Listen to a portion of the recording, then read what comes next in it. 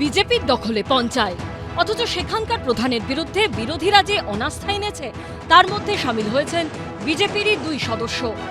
ঘটনাস্থল বিরোধী দলনেতা শুভেন্দু অধিকারীর বিধানসভা কেন্দ্র নন্দীগ্রাম। ভোটমুখী রাজ্যে এই ঘটনাকে কেন্দ্র করে শোরগোল পড়ে গেছে পূর্ব মেদিনীপুরে। নন্দীগ্রাম 1 নম্বর ব্লকের বিজেপি পরিচালিত নন্দীগ্রাম 4 নম্বর পঞ্চায়েতের প্রধান লক্ষ্মীকান্ত জানার বিরুদ্ধে দুর্নীতির বিরুদ্ধে অনাস্থা প্রস্তাব এনেছেন তৃণমূল ও সিপিএম সদস্যদের একাংশ। তাৎপর্যপূর্ণভাবে এই প্রস্তাবে সই করেছেন বিজেপির 2 সদস্য।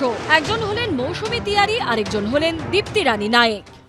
তিনি এত দুর্নীতির সঙ্গে লিপ্ত, অপরিসীম দুর্নীতি, যেখানে কাজ না করে পেমেন্ট দিয়ে টাকা তুলে নিচ্ছে। ঘুষের প্রধানের বিরুদ্ধে মানুষ এখন গর্জে উঠেছে, তাই ওদের দলেরই মেম্বাররা আমাদেরকে সাপোর্ট করছে। যদিও নিজের বিরুদ্ধে ওঠা সমস্ত অভিযোগ অস্বীকার করেছেন অভিযুক্ত ওই বিজেপির পঞ্চায়েত প্রধান। এখনো পর্যন্ত কোনো চিঠি আসেনি। এই যে দুর্নীতির কথা ওদের মুখে মানায় না, কারণ 15-20 বছর ধরে ওরা যা করছে, লুটেপুটে খাচ্ছে, সেই ধারাবাহিকতার ঠিক বিপরীতমুখী আমি তো। 2023 সালের পঞ্চায়েত নির্বাচনে 17টি আসনে নন্দীগ্রাম 4 নম্বর গ্রাম পঞ্চায়েতে 9টি আসন পায় বিজেপি, 6টি আসন পায় তৃণমূল ও সিপিএম পায় 2টি আসন। ফলাফলের পর সংখ্যাগরিষ্ঠতা নিরিখে ভোট করে বিজেপি। প্রধান হন লক্ষ্মীকান্ত জানা। এবার তারই বিরুদ্ধে দুর্নীতির অভিযোগে আনা হয়েছে অনাস্থা প্রস্তাব। আমার পাড়া আমার সমাধানের কাজে কোনো টেন্ডার করেনি, 1,70,00,000 টাকার টেন্ডার একটাও করেনি। কি নির্লজ্জ প্রধান, বেহায়া। কাজের আগে বলছে টেন্ডার দেওয়ার আগে তাকে কমিশন দিতে হবে। এই এলাকার উন্নয়নের স্বার্থে প্রধান পরিবর্তন হোক। যদিও বিজেপির দাবি তাদের 2 সদস্যকে ভুল বুঝিয়ে অনাস্থা প্রস্তাবে সই করানো হয়েছে।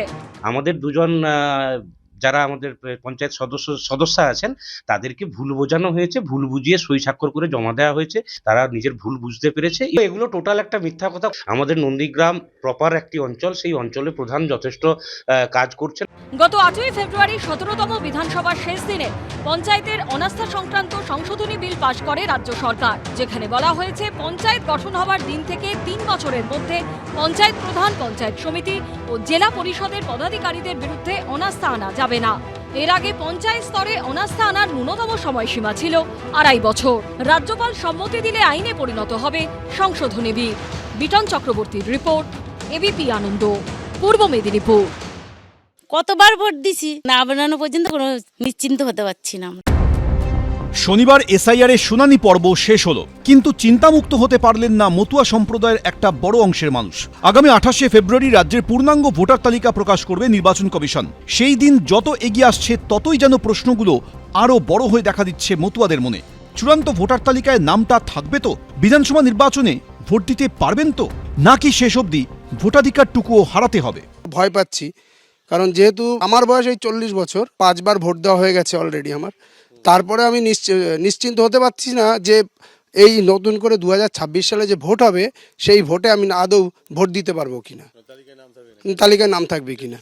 এসআইআর এর শুরু থেকেই আশা আর আশঙ্কার দোলাচলে রয়েছেন মতুয়ারা। তার মধ্যেই কেন্দ্রীয় জাহাজ প্রতিমন্ত্রী ও বিজেপি সাংসদের মন্তব্য মতুয়া সম্প্রদায় মুক্ত মানুষের চিন্তা আরও বাড়িয়েছে। 50 লাখ রোহিঙ্গা মুসলমান, বাংলাদেশি মুসলমান, পাকিস্তানি মুসলমান যদি বাদ যায়, তার মধ্যে 1 লাখ যদি আমাদের সমাজের মানুষকে একটু স্টপ থাকতে হয়, ভোট দেওয়ার জন্য বিরতি থাকতে হয়, তাহলে কোনটা লাভ? এই পরিস্থিতিতে কি করবেন মতুয়ারা? গত কয়েক মাসে এ নিয়ে চলেছে বিস্তর টানাপোড়েন। ममता बनर्जी जी हमारे मতুয়া समाज के, नाम शूद्र समाज के लोगों को डरा रही है। মতুয়াকে ভয় দেখাচ্ছে কে? শান্তনু ঠাকুর, অসীম সরকার। 9 জানুয়ারি ঠাকুরনগরের মতুয়া বাড়িতে গিয়ে বিজেপির অস্বস্তি বাড়ান অভিষেক বন্দ্যোপাধ্যায়। হয় নিঃশর্ত নাগরিকত্ব, নইলে মোদি গদি ছাড়ো। এরপর 17ই জানুয়ারি মালদার সভা থেকে মতুয়াদের আশ্বস্ত করার চেষ্টা করেন নরেন্দ্র মোদী। ये भी मोदी की गारंटी है। मोदी ने सीएए के माध्यम से शरणार्थियों को पूरी सुरक्षा दी है। শুনানি পর্বের পর আদৌ কতটা আশ্বস্ত মতুয়া সম্প্রদায়ের মানুষ? থাকবে কি না থাকবে তার জন্য আমাদের চিন্তা হচ্ছে। হ্যাঁ, কেন চিন্তা হবে না? আমার শ্বশুর এখানেই, তাদেরও জন্ম, কিন্তু সেও অনেক আগে এসেছে। আসলে তার তো আরও টেনশন, সে কাজ কাম পুরো ছেড়ে দিছে, সে আরও চিন্তা করছে, বলে বউ আমি বাঁচবই না, এরকম চিন্তা। কতবার ভোট দিছি, না বানানো পর্যন্ত কোনো নিশ্চিন্ত হতে পারছি না আমরা। যদিও এ নিয়ে রাজনৈতিক তরজা চলছেই। দুশ্চিন্তা মানে একটা ভয়াবহ পরিস্থিতি, সবার একেবারে আতঙ্কে আছি আমরা যে এটা শুনানির পরে কি হবে, কত লোক মারা যাবে, এবং আমরা সেটা একটা ভয় ভীতিতে আছি। ওপার বাংলা থেকে আসা মতুয়া সহ সমস্ত হিন্দু উদ্বাস্তু তারা জানেন একমাত্র বিজেপি তাদের সঙ্গে আছেন, কারুর নাম ভোটার লিস্ট থেকে বাদ যাবে না, সবাই ভোট দিতে পারবেন, এদেশের নাগরিকত্ব সবাই পাবেন। এদিন প্রতিক্রিয়ার জন্য শান্তনু ঠাকুরকে ফোন করা হলেও কোনো প্রতিক্রিয়া মেলেনি। সমীরণ পাল, এবিপি আনন্দ, উত্তর 24 পরগনা। এবিপি আনন্দ, এগিয়ে থাকে, এগিয়ে রাখে।